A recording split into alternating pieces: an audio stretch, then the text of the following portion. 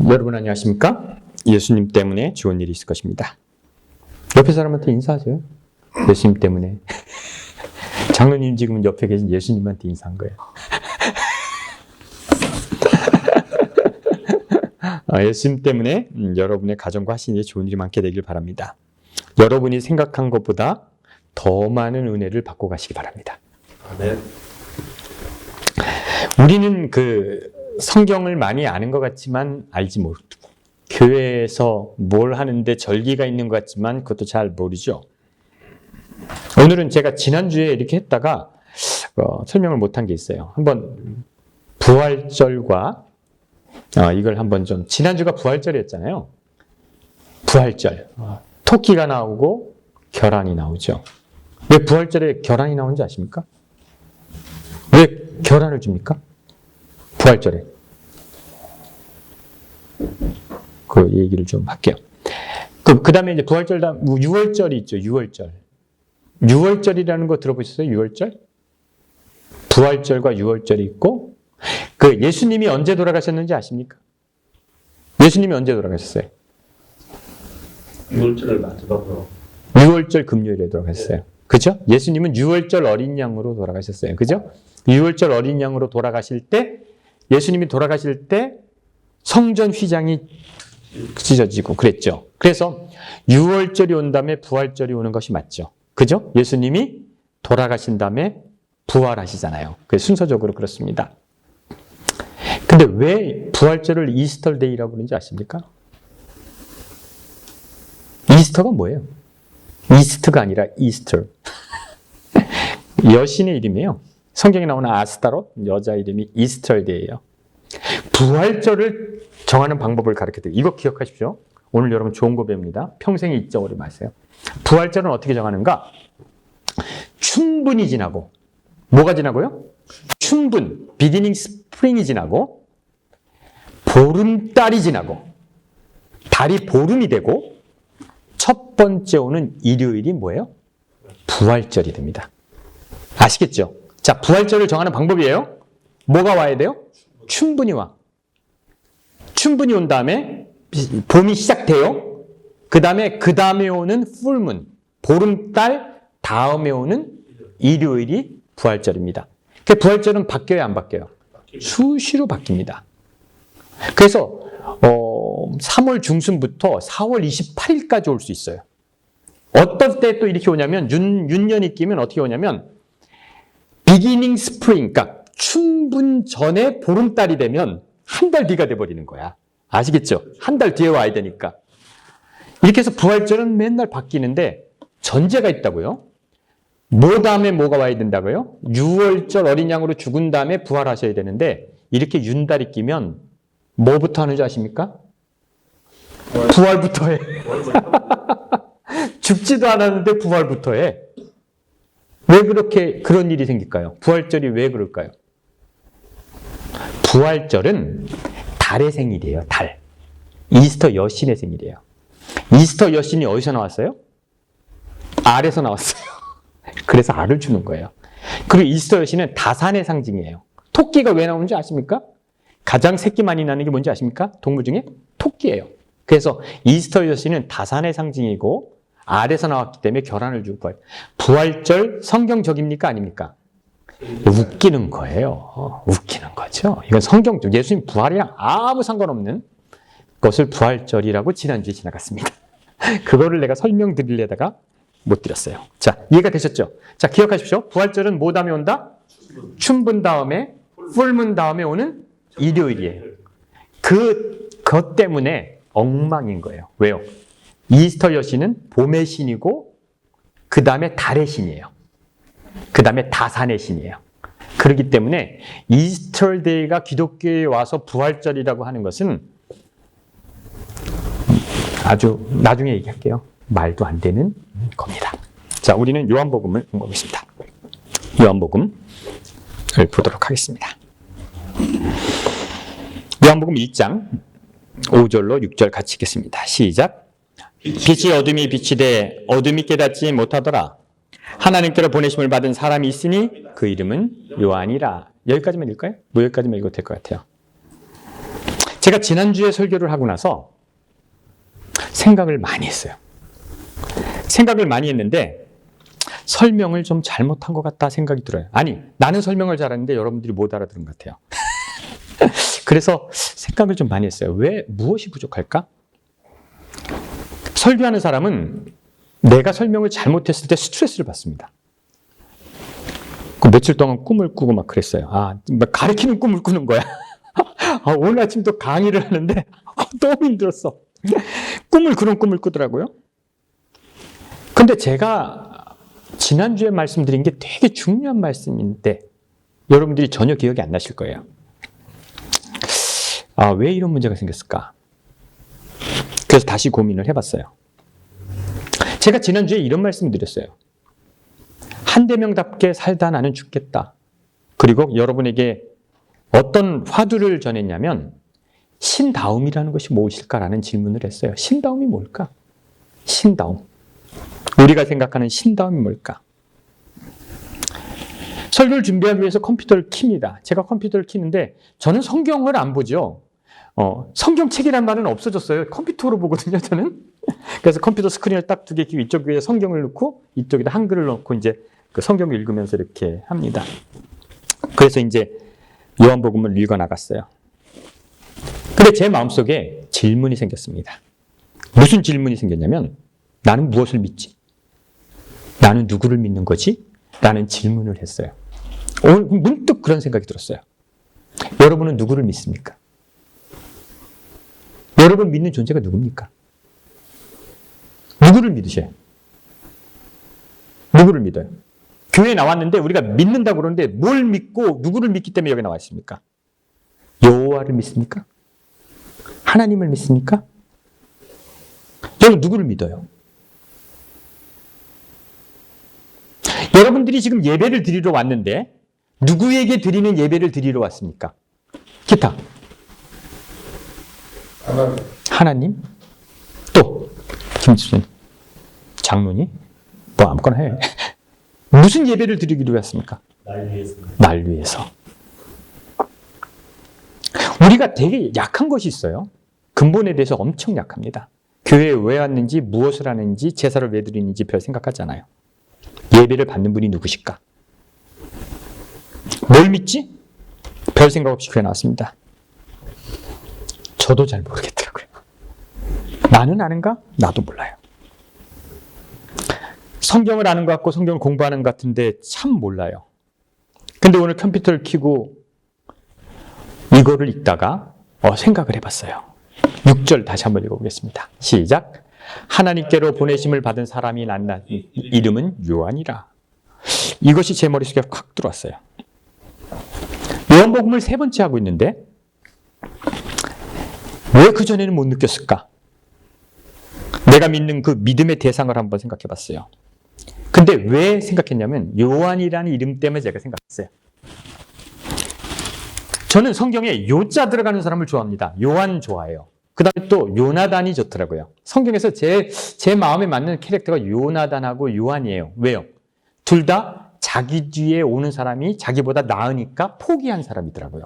딱 다윗이 나타나니까 요나단이 왕권을 포기하잖아요. 그리고 요한도 예수님이 나타나니까 포기를 했더라고요.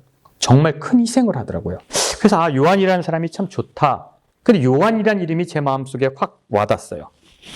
요한은 정말 좋은 사람인데 이 성경에 하나님께로 보내심을 받은 사람의 낱낱이 이름은 요한이다라고 했단 말이죠.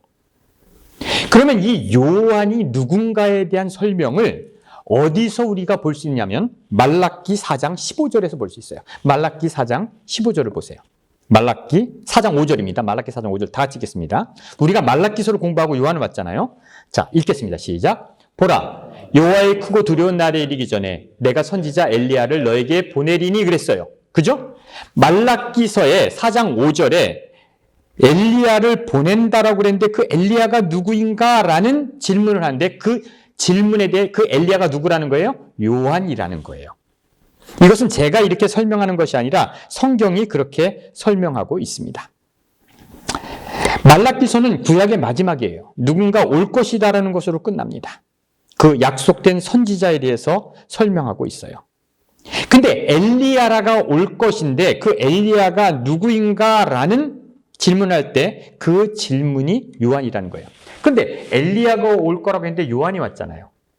그러니까 같은 이름은 아니잖아요. 근데 그 이름을 쓸 수 있을 거 아니에요. 만약에 말라기서에 여호와의 크고 두려운 날에 선지자 한대 명을 보내린 이름을 쓰면 어떻게 돼요?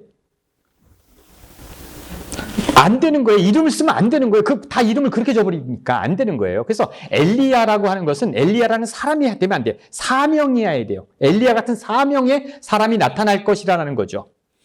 정감록에 신도 안에 계룡산 자락에 정도령이 나타나서 조선을 구원하겠다는 얘기가 나온단 말이에요.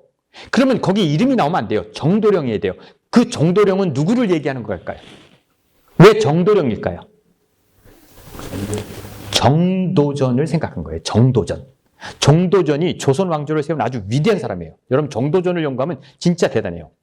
그런데 그 정도전이 왕권을 위협할 것 같다니까 그 반역죄로 몰기 위해서 저게 그런 식으로 해서 정도령이라는 거예요. 그래서 여러분 신도안에 가면 별난 사람들 다 있습니다. 말 타고 다니고 자기가 정도령이라는 사람이 엄청나게 많아요. 한국에 가면 자기가 구세주라는 사람이 한국에 유독 많은 거 아십니까? 왜요? 온다고 했으니까.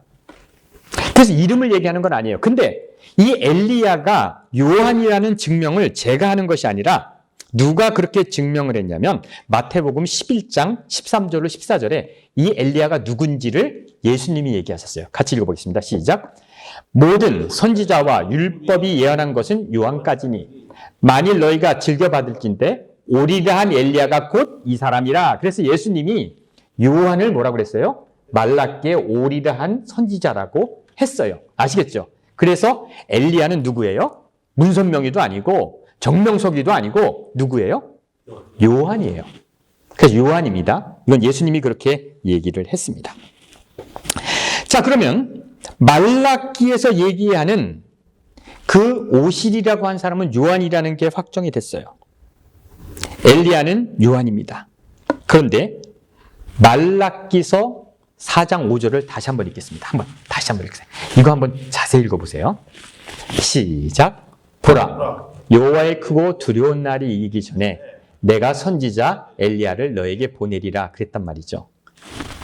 구약에서 이제 여호와가 선지자를 보낼 거라고 얘기를 했는데 그 엘리야가 누구라고 정의됐어요? 엘리야는 요한이라고 됐죠. 그러면 이렇게 되는 겁니다. 저를 한번 잘 보세요. 구약에서 구약의 정통성의 공을 신약으로 던지는데 그죠? 탁 받아서 신약이 구약의 연결점이랑 연결되는 사람이 누구라는 거예요? 요한이라는 거예요. 아시겠죠? 그 요한이 그 정통성을 받고 있어요. 그래서 구약과 신약은 말라기 4장 5절에 나타난 요한이 나타남으로써 구약과 신약은 연결됩니다. 그런데 여기에 재미난 것이 있어요. 오늘 여러분 되게 재미있으실 거예요. 모르지? 나만 재밌을지. 되게 재밌을 거예요. 그런데 여기에 재밌는 이름이 납니다. 말라기 4장 5절에 이름 2개를 찾아보세요. 이름이 2개가 나옵니다. 어떤 이름이 나옵니까? 자, 첫 번째 이름은 여호와라는 이름이 나오죠. 그 다음에 엘리야라는 이름이 나와요. 근데 엘리야는 요한이에요. 그죠? 이름 2개가 나옵니다. 이름 2개가 나오는데 제가 그 옛날에도 알았는데 다 까먹었다가 오늘 준비하면서 또 알았어요. 지금 준비하다 보니까 옛날에 한번 이런 설교를 한 적이 있는데 말라기 4장 5절에 여호와의 크고 두려운 날에 이기 전에 엘리야가 너에게 보이리라 한 여호와라는 이름이요. 구약의 마지막으로 나오는 여호와라는 이름입니다. 그러겠죠. 말라기니까. 말라기 4장이니까. 그죠? 여기 이후에 여호와라는 이름이 안 나와요. 그러면 여호와라는 이름이 구약에 몇 번 나올 것 같습니까? 근 6,000번이 나옵니다. 5,917번이 나와요. 여호와라는 이름이. 그렇게 6,000번이 나온 이름의 마지막 여호와가 어디 나온다고요? 말라기에 나온다고요. 여러분은 마지막에 여호와의 이름을 봅니다. 그리고 여호와라는 사람이 보내는 선지자가 엘리야가 올 것이라는 얘기를 들었습니다. 그런데요, 그 여호와는 어떤 분이신가? 구약의 여호와를 얘기하죠. 제사를 받으시는 분, 전쟁을 도우시는 분, 왕을 임명하는 분, 피곤할 때 먹을 것을 주시는 분, 까마귀를 보내는 분. 그 여호와 이름이 여기까지 나온다는 거죠. 근데 재미있는 질문 해볼까요? 말라기 4장 5절에 나오는 여호와가 신약에 몇 번 나올까요? 신약에 몇 번 나올 것 같아요? 도현이 엄마 몇 번 나올 것 같아? 몰래? 그냥 대충 찍어요. 네? 안 나와요? 찍은 거죠? 맞았어요. 안 나와요. 한 번도 안 나와요. 구약에 6,000번 나오는 여호와란 이름이 신약에 나와야 안 나와요? 한 번도 안 나온다는 거예요. 왜 안 나올까? 이상하지 않습니까? 말라기 4장 5절에 여호와가 끝났어요. 신이 자기 이름을 잃어버렸어요. 더 이상 신의 이름이 불려지지 않습니다. 따라 하시겠습니까? 이름을 잃어버린 신. 신이 됐어요. 더 이상 불리지 않아요. 신은, 이것도 한번 따라 하실랍니까? 신은 불러주는 사람이 없으면 신이 아니다. 그렇죠? 경배하는 자가 없으면 신이 아니에요. 뭐예요 그게? 아무것도 아니에요. 이름을 잃어버렸어요. 여호와는 더 이상 나오지 않아요. 이상하지 않습니까? 너무 이상하더라고요. 신이 이름을 잃어먹었다. 제가 지난주에 그런 말씀을 해요. 신다움. 한대명 다음이 무엇일까? 신다움이 무엇일까? 제가 신다움에 대한 설명을 드렸는데 이해를 못하셨을 것 같아요. 우리에게는 신다움이 있습니다. 그런 신이어야 되는 다움이 있습니다. 아, 저건 신의 모습이야. 저렇게 하는 것이 신이야. 아, 신은 저래야지. 이런 신다움이 있습니다. 근데 그 신다움이 요한복음에는 빛으로 나타났어요. 빛으로 나타나서 우리에게 얘기한다는 거예요. 근데 제가 지난주에 그것을 양심이지 않을까라는 생각을 말씀드렸어요. 양심이지 않을까? 어린아이 속에는 양심이 있으니까 신이 신다움을 계속 양심으로 얘기한다. 이런 말씀을 드렸어요. 지금부터 여러분은 공부를 하는 겁니다. 그러면 여러분들 한번 공부를 해봅시다. 제가 만군의 여호와 하나님 이거 쓴 거 있어요. 한번 그거 찾아보세요. 만군에 돌려보세요. 크게 쓴 거 있어요. 자, 이거를 번역해 보세요. 만군의 하나님 여호와, 이거를 풀어서 해보자고요. 이거 풀 수 있어요? 이거 풀 수 있죠? 만군은 뭡니까? 만군이라는 건 뭐예요? 만군. 모든 군대. 여호와는 전쟁의 신이라고 그랬죠? 모든 군대의 하나님. 하나님은 뭐예요? 신이에요, 신. 갓이에요, 갓. 모든 군대의 여호와라는 신이 되는 거예요. 그렇죠? 하나님인 모든 군대의 신인 이름이 뭐예요? 여호와가 되는 거죠. 이해가 되십니까? 군대는 여호와의 파워를 얘기하죠. 하나님은 신이라는 것을 얘기하죠. 그 다음에 여호와는 뭐를 얘기하는 거예요? 이름을 얘기하는 거예요. 여호와라는 신이 되는 거죠. 모든 군대의 신인 여호와가 되는 겁니다. 이해가 됩니까? 자, 다시 하나 번역을 해보세요. 태초에 하나님이 천지를 창조하시니라. 자, 이건 무슨 얘기입니까? 태초에 하나님이 천지를 창조하시니라. 이건 무슨 뜻이에요? 태초에 신이 천지를 창조하시니라죠. 아시겠어요? 신이 천지를 창조하시니랍니다. 근데 여호와 이름은 언제부터 나옵니까? 창세기 2장부터 나옵니다. 1장에는 여호와 이름이 나오지 않습니다. 그리고 말라기까지 나옵니다. 이거와 이거의 차이점을 아시겠습니까? 태초에 하나님이 천지를 창조하시니라와 태초에 여호와 하나님이 천지를 창조하시니라의 차이점이 뭡니까? 이름이 있고 없고. 그러면 태초에 하나님이 천지를 창조하시니라라는 이 말을 인도 사람은 이해할 수 있어요, 없어요? 응? 못해요? 다시 정신 바짝 차리세요. 공부니까. 태초에 신이 천지를 창조하셨다는 말을 한국 사람이 이해할 수 있어요, 없어요? 있지요. 신이 창조했다는 건 동의하죠. 그런데 태초에 석가모니가 천지를 창조했다는 말은 유럽 사람이 믿을 수 있어요, 없어요? 신이 천지를 창조했다는 말은 다 공유할 수 있지만 이름이 들어가면 동의할 수 없어요. 이해되십니까? 하나님이라는 말은 뭐라고요? 신이라는 말이에요. 신. 그래서 창세기 2장 1절부터 해서 말라기 4장 5절까지 5,917번이나 여호와의 이름이 나옵니다. 그런데 그게 신약으로 오면서 뭐를 잊어먹었어요? 이름을 잊어먹었어요.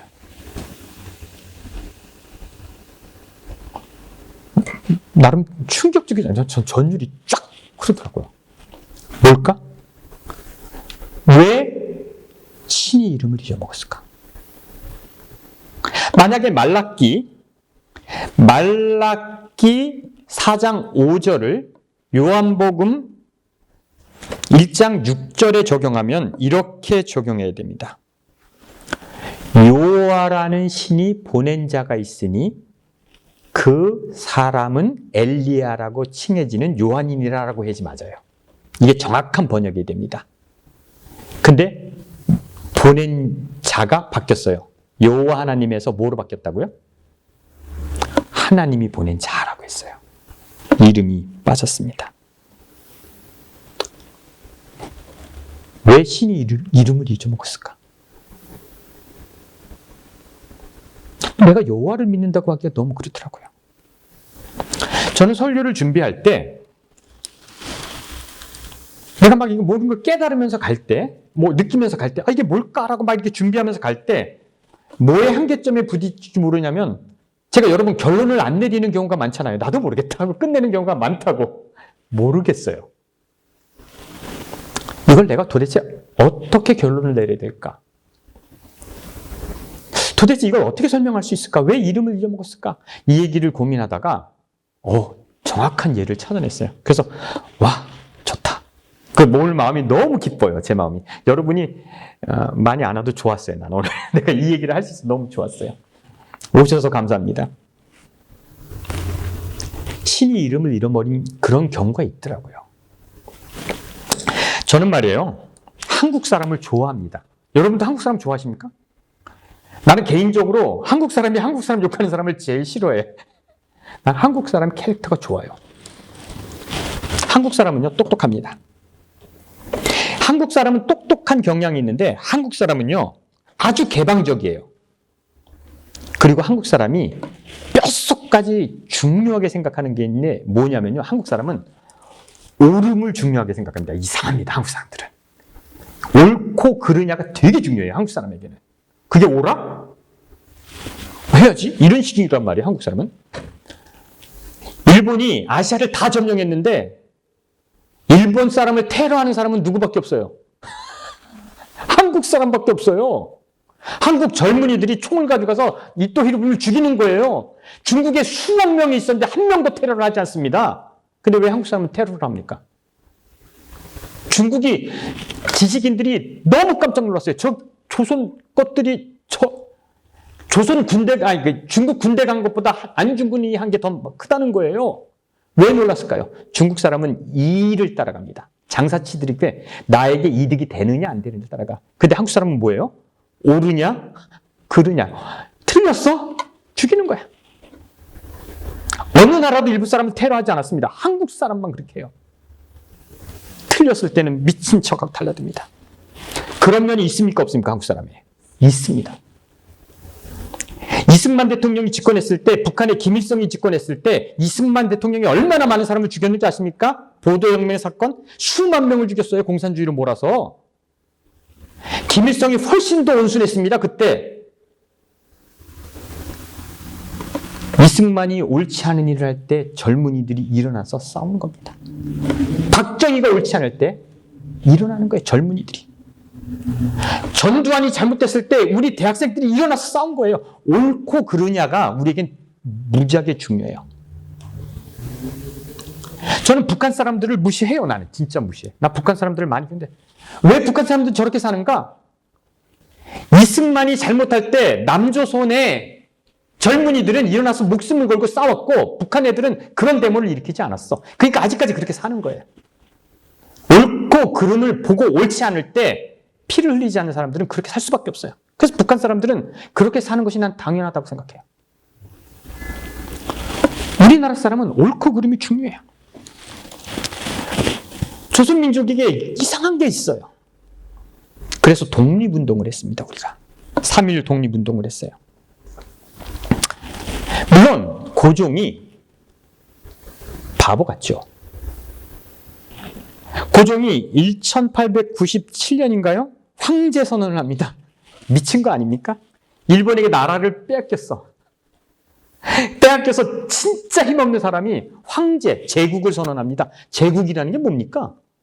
제국이 뭐예요? 우린 제국을 페르시아, 아시리아 정도부터 제국이라고 그래요. 제국은 여러 제국가를 거느린 나라예요. 로마를 제국이라고 그래요. 중국을 제국이라고 그래요. 근데 어떻게 조선이 제국이 됩니까? 미친 거죠. 근데 제국을 선포합니다. 일본에게 빼앗긴 주제에. 명성황후요? 명성황후가 어떻게 황제의 부인이 됩니까? 이건 말이 안 되죠. 황제 국가이기 때문에 황후라고 그래요. 이치 안 맞죠. 조선이 독립을 잃어가면서 고종은 꿈을 꿨습니다. 백성들이 일어나니까 백성들이 다시 나에게 왕권을 회복시켜 줄 거라고 착각을 했습니다. 그런 착각을 했어요. 그런데 독립운동한 사람들이 대한독립 만세를 외쳤는데 조선 왕정의 회복을 외치지 않았습니다. 우리 민족들에게는 조선, 이씨 조선을 회복하려는 마음이 없었어요. 근데 고종은 자기 왕권이 회복되는 줄 알았어요. 조선 인민들이 일어나서 대한독립 만세를 외치는 것은 뭐였냐면 독립된 국가를 원했지 조선 왕정, 이씨 조선이 회복되기를 원하지 않았어요. 왜요? 조선 사람들은 깨어 있었으니까. 독립된 국가, 흔들리지 않는 나라를 원했지 이씨 조선의 그 4대부가 통치하는 그런 나라를 원하지 않았거든요. 근데 고종은 무슨 생각을 했어요? 왕권이 회복돼서 왕정이 회복돼서 힘을 얻을 거라고 꿈을 꾸는 거죠. 왜 이런 말씀을 드릴까요? 백성들이 훨씬 더 옳기 때문에 이씨 조선을 원하지 않았듯이 사람이 바뀌었습니다. 신약에 들어오면서 말라기서의 마지막 여호와의 최후 통첩이 말라기서라고 보자고요. 구약의 마지막이 말라기서잖아요. 그죠? 말라기서의 여호와의 최후의 통첩입니다. 말라기서의 마지막 결론이 뭡니까? 말라기서 제가 그렇게 열심히 공부를 가르쳤는데 기억이 납니까? 안 납니까? 말라기서의 궁극적인 내용이 뭐예요? 내가 너에게 돌아가리라. 나에게 돌아오라. 나에게 돌아오는 방법이 뭐라는 거예요? 말라기서에. 고개만 끄덕이지 말고 뭐라는 거예요? 나에게 돌아오는 방법이 뭐라고 했어요? 말라기서에. 뭐를 회복해라? 11조와 헌물을 회복해라는 거예요. 여호와가 그러면 나도 너에게 뭐하리라? 돌아가리라. 여호와가 내가 너네를 다시 나의 백성으로 삼기 위해서 너희가 할 일이 있는데 뭐라는 거예요? 헌물과 11조를 제대로 드리면 나는 너에게로 돌아가리라는 거예요. 여호와가 그렇게 얘기를 했어요. 그런데 백성들은 얘기합니다. 뭐라고 얘기하는 거예요? 그런 여호와면 싫어요. 거절한 거예요. 신약에 여호와라는 이름이 빠진 이유가 뭔지 아십니까? 그런 신이면 믿지 않겠다는 단절이었어요. 여호와는 여호와의 왕국을 꿈꿀지 몰라요. 유대 왕국은 유대인들은 여호와가 통치하는 세상을 원할지 몰라요. 왜냐하면 유대인들은 그 여호와가 유대인만 사랑하니까 유대인에게만 복을 주니까. 그러니까 유대인들이 원하는 그리고 제사장들이 원하는 그 여호와의 왕국과 여호와의 제사 이런 제도가 회복되길 원해요. 그러나 기독교는 그것을 과감하게 거절합니다. 우리는 그런 여호와를 원하지 않는다예요. 그래서 우리가 선택하는 단어는 뭡니까? 하나님이 되는 거예요. 신이 되는 거예요. 그래서 신약에 들어와서 신의 이름은 없어집니다. 놀라운 일이에요. 그래서 신의 이름이 뭐로 불리는 거예요? 하나님을 믿는 거예요. 그 다음에 하나님의 이름이라고 하지 않을 때는 뭐라고 부르는 거예요? 주님이라고 부르는 거예요. 신약에 신의 이름이 있습니까? 없습니까? 없어요. 하나님을 믿는 종교가 되는 거죠. 주님을 믿는 거죠. 하나님은 하나님 다음이 있어야 되는 거죠. 여호와는 여호와 다음이 있었어요. 제사를 즐겨하는 것이 여호와였어요. 재물을 갖고 오는 것을 좋아하는 것이 여호와였어요. 그리고 여호와는 좋아하는 게 있었어요. 또 뭐만 좋아해요? 처녀만 좋아해요. 응? 맛있는 것만 좋아해요. 헌물을 갖고 와야지만 좋아해요. 그런 여호와 싫다는 거예요. 그래서 신약에 들어와서는 뭐예요? 하나님, 신을 섬기겠다는 거예요. 주님, 정말 아름다운 이름이죠. 주님이 뭐예요? 나의 주인님이 되는 거예요. 주인. 이것저것 바라고 정말 인간보다 못한 그런 신의 이름을 버리는 거죠. 그리고 뭐로 가겠다는 거예요? 온전한 신을 찾아보겠다는 것이 신약의 성전을 좋아하고 양을 잡는 것을 좋아하고 돈을 갖고 오는 걸 좋아하고 이방인들에게는 관심이 없는 그 여호와, 그런 여호와는 무대에서 내려오라는 겁니다. 성격이 있는 신, 바라는 것이 있는 신, 대의가 숨겨지고 큰 뜻이 숨겨지고 여호와의 그 이름을 가지고 폭행하는 그 여호와라는 신은 내려오라는 거죠. 우리는 요한복음을 공부하기 전에 말라기서를 공부했죠. 그 말라기서에 바라는 그 여호와, 너에게 돌아갈 조건을 붙이는 그 여호와. 여러분, 그때 요한은 버려진 거예요. 신을 버린 것이 아니라 여호와라는 신을 버리고 우리는 하나님을 찾게 되는 거예요. 과연 신다운 신이 누구일까라는 고민을 하게 한 겁니다. 신을 찾는다는 것이 무엇인가? 여러분, 신을 찾는다는 것이 무엇인가? 신을 찾는다는 것이 뭘 것 같아요? 신을 찾는 게 뭘 찾는 것 같아요? 이때 사람들이 생각한 거예요. 뭐를 찾는 것이다? 옳음을 찾는 것이다. 저는 이 말 준비하면서 신을 찾는다는 것이 뭘 찾는 거라고요? 옳음을 찾는 것이다. 옳음을 찾는 종교가 된 거죠. 그것이 종교의 방향이 된 것입니다. 그래서 신약에 들어와서 처절하게 여호와의 이름은 없어지는 거죠. 그럼 왜 우리가 구약을 보는가? 왜 제가 조선왕조실록을 보는가? 왜 역사를 봅니까? 역사를 아는 사람이 미래를 본다고 그래요. 우리가 성경을 보고 구약을 무시하자는 얘기가 아니에요. 그러면 거기에서 역사를 통해서 뭘 배울 수 있어요? 우리는 교훈을 배울 수 있어요. 어떻게 보면 이런 신은 살아남을 수 없다는 것을 배울 수 있다는 거죠. 고기를 좋아하고 재물을 좋아하고 규제하고 감시하고 이런 것을 더 찾지 않는다는 거죠. 우리는 어떤 사람을, 우리 사람은 옳음을 찾는 것이 맞아요. 그것이 우리의 빛이 되는 것입니다. 유대인들은 아직 누구를 찾고 있어요? 신을 찾지 않습니다. 유대인들의 신은 누구예요? 아직도 여호와예요. 그들에게 복을 줘야 되니까, 우리만 택해야 되니까. 근데 우리에게는 여호와가 필요하지 않아요. 그건 니들의 신이야. 편협하게 살아라. 얼마든지 그렇게 살아라. 나는 하나님, 나는 신, 대의를 따라가야 되니까. 내가 꿈꾸는 신다움은 옳음이에요. 여러분들이 추구해야 할 신다움은 뭐라고요? 옳음이에요. 그것이 옳은가? 존재를 믿는 것이 아니라 그 옳음을 따라가는 것이죠. 그게 빛이라는 거죠. 그래서 성경을 연구하는 것입니다. 우리가 여지까지 여호와가 원하는 것이 무엇인지를 배워왔어요. 그러나 여호와가 원하는 것이 아니라 옳음을 찾아야 된다는 거죠. 헌금을 가져, 성전을 지어라, 내 권위에 복종해라. 고종은 그런 것을 꿈꿨습니다. 그래서 조선 왕정이 회복되기를 원했어요. 그리고 발버둥을 쳤습니다. 얼마나 발버둥을 쳤는지 아십니까?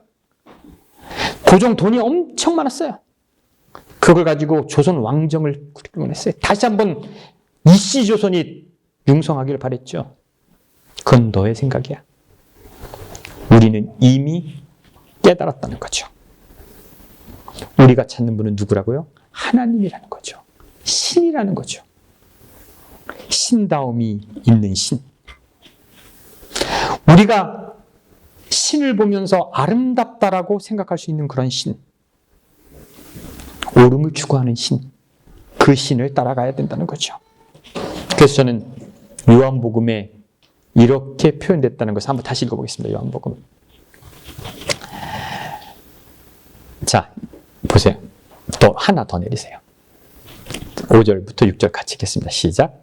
빛이 어둠에 비추되 어둠이 깨닫지 못하였더니 하나님께로부터 보내는 사람이 났으니 이름은 요한이라.